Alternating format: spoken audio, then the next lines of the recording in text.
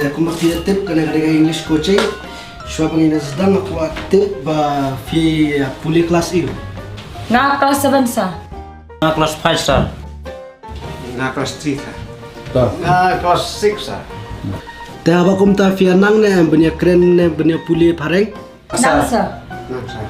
Dengan ayah fisir kini ke sheet, dengan ayah berpoli fisir opini open kere, dengan sakili fi ma.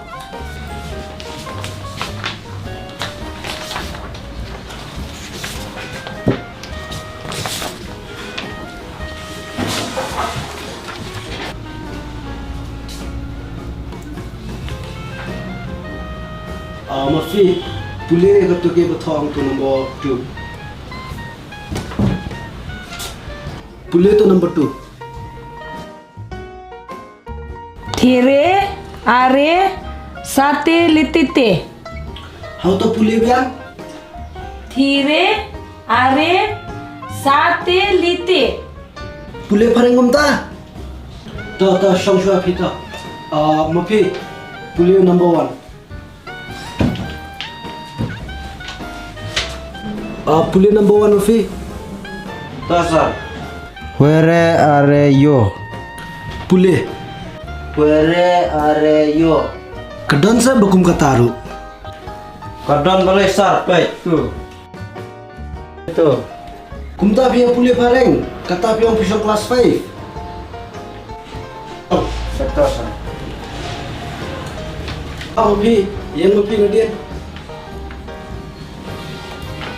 Mafi. Pulih number 3. Pulih number 3.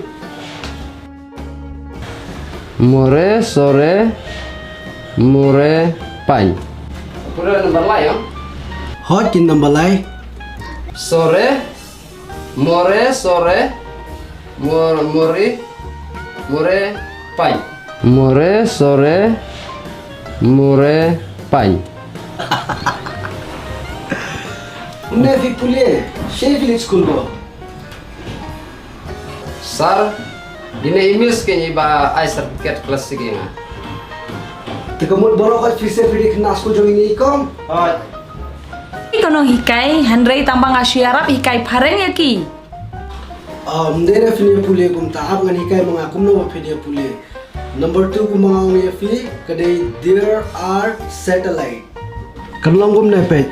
There are satellite. And number 3 kandai more sore more pain. Number 1 kandai where are you? Number 4 kandai here are some sweets. Tenado menta berokal fisir fini pulih kumbang ala hikai mga fisir ma. Te mentas ni ini pun kur noy kelas hang nei selit ayin sekrek kot ba swan bang la syai ma.